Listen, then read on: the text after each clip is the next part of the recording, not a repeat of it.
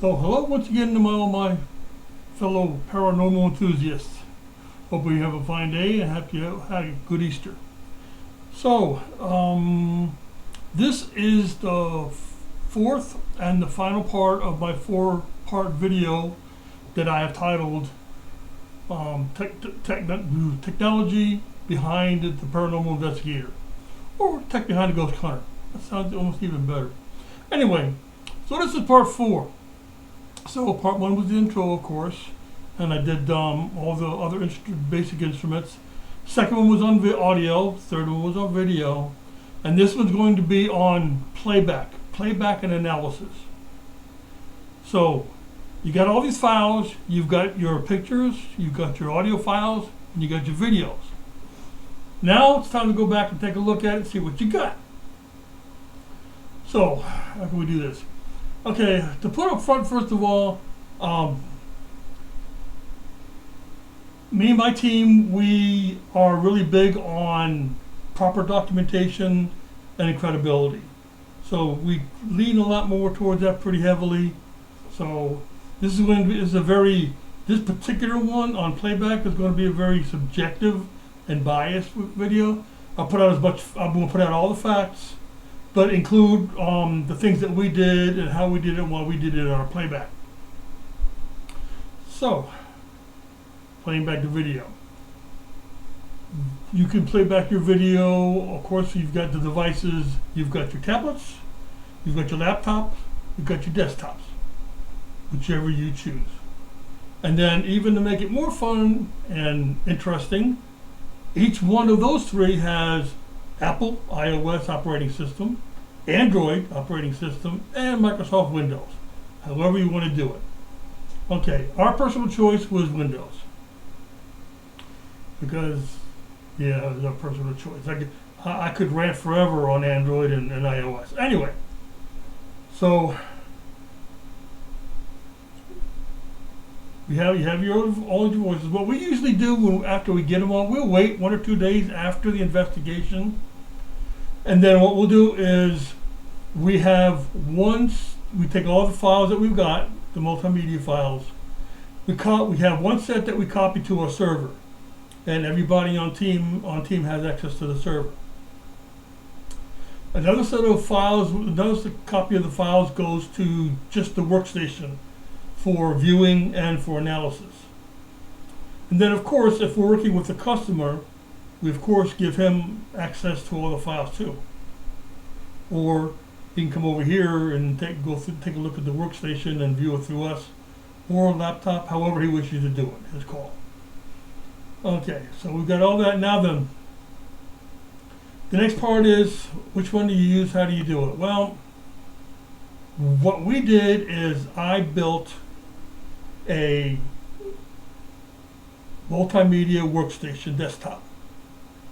And how we did it was, we took our own parameters and stuff. We looked online. There wasn't anything really. We would have to order it and then order a bunch of parts to go with it. So rather than do that, because they didn't have what we really wanted and what we were trying to do, so we ended up just we sat down. The whole team sat down. We went through the specifications of what we were trying to do, what we wanted to accomplish, and how we wanted to accomplish it, and then we went from there. And then I built the system, installed the software, and we've been up and going. So in our particular instance, we'll start with the viewing part. All operating systems have their own viewers, pictures, sound, audio, movie viewing. But because of our equipment, we ran into some issues.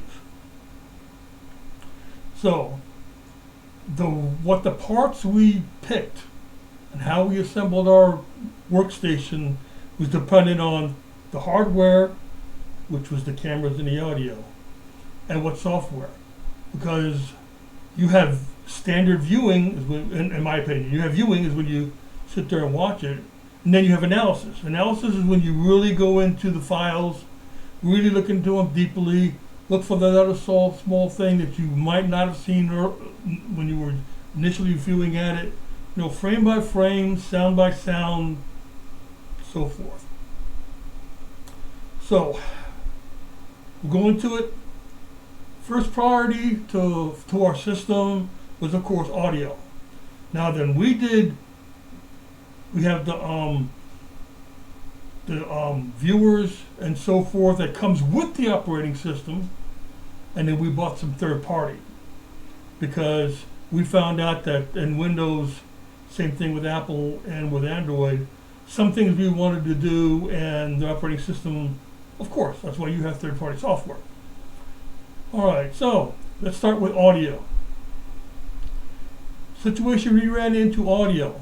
I'll bring it up that our audio recorder records in the very, very high, fast HD sample rates, and with these new file names, AAF, WAV, OGG, and so forth for high fidelity, the real high sample rate stuff. The situation you got with that to remember is a lot of systems, this is a relatively new format, and plus the electronic parts and paying for the licenses for the codecs adds to the cost of the system. So we had to be cautious on that one, and I relayed information onto you also, in that you have to, through the audio, the electronics is different, all the electronics in the computer is different, and the speakers to do HD audio. So we made sure that it could handle the new 4 file formats, and our speakers, we purchased something that's called studio monitors. And these are high-end speakers. The main objective of a studio monitor is so that you hear what you recorded. No manipulation of frequencies, no highs, lows. It's all flat so that you hear exactly what you recorded. So if you want to do any manipulation of the audio at a later date, that's when you get into your audio recorders, your audio software. So for audio, we did 2 of them. I'll even get into what we did. So one suggestion for audio software, and it's free. It's a really nice piece of software. It's pretty powerful. It didn't do everything we needed it for it to do, but it worked pretty good, and that's a piece of software called Audacity. I recommend you download it and play with it. It's pretty hefty, pretty robust, but there's some other things that we wanted to do that it didn't. For example, Audacity couldn't handle the HD formats. It would play it, but it would change the sample rate to what it could play with. So it was pretty good for for analysis. What we did is we went with a piece of software called SoundForge. SoundForge handles the high resolution audio. It also has a spectrum analyzer. It's got a waveform analyzer, and it can take care of the noise floor and all that kind of stuff that we need to do when we analyze. So that's why we went with SoundForge. And before I get into that, another important thing that we found out about, one of the specs that we found out about in researching all of our software is the developers have come up with another way to take us for some more money. So do your research, check what you got. We did not want to go with, and I warned strongly against, purchasing any kind of software that is cloud-based. Adobe's bad for that. I think everything that Adobe does is cloud-based. In other words, if you don't have internet, your computer don't work. You can't use your software, you can't do nothing. We didn't like that. All of our files and everything are stored in-house, and we don't want to have anything to do with the cloud. And you don't want to have to worry about that problem if for some reason someplace somewhere they're having an internet problem, it stops us from doing our job. So I strongly recommend, if you have to pay a monthly fee, it's cloud-based. So do your research. So okay, so that was for the audio. Then we had another situation on our pictures. So you can have your regular picture software. The problem we had was that the software that comes with the operating system, it can see, no, it's on, in some instances it couldn't even see the file. Our cameras are taking, I can't remember what the exact numbers are, but we're taking some very, very high resolution pictures. And the software that came with Windows, and I suspect probably both Android and iOS, their picture viewers, I guess someone will still see them, but they'll downsize the resolution so they can put it up on a screen. And we didn't want that. We wanted to see we want to take advantage and be compatible with our cameras. So the software we ended up having to purchase to use, we chose Corel Photoshop Pro, because it did all the analysis stuff and everything that we wanted it to do. And plus, it saw the native resolution of the picture that we took. So that's why we went with that.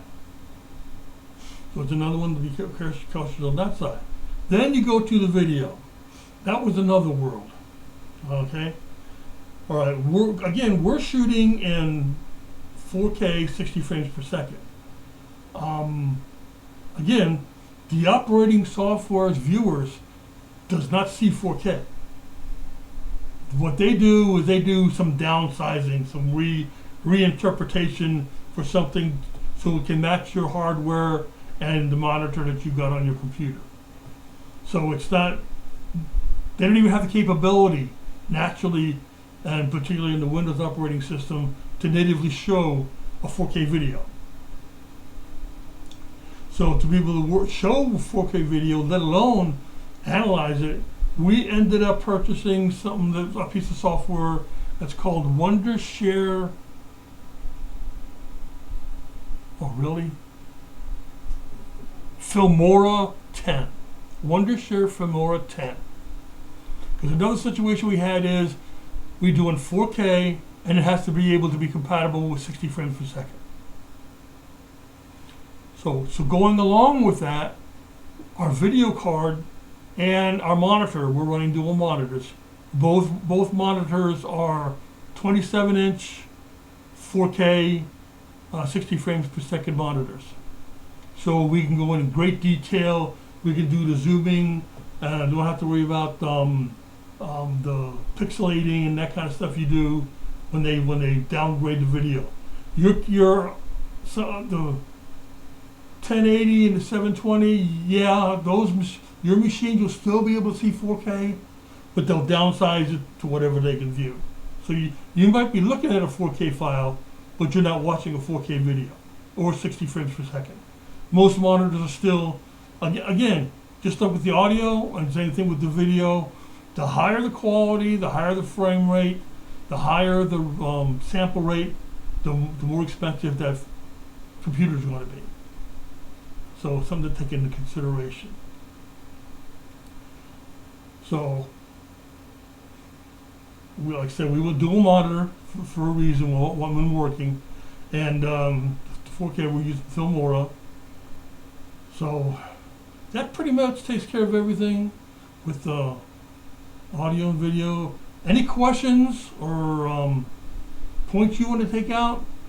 Please leave comments below. Be greatly appreciated. We appreciate it if you joined and liked. Let me know how I'm getting along with these videos. If there's anything that we might be able to change. And I hope you watched all 4 videos. So, and saying that, hope you had a good weekend, and a good holidays. And these are my final words. Later.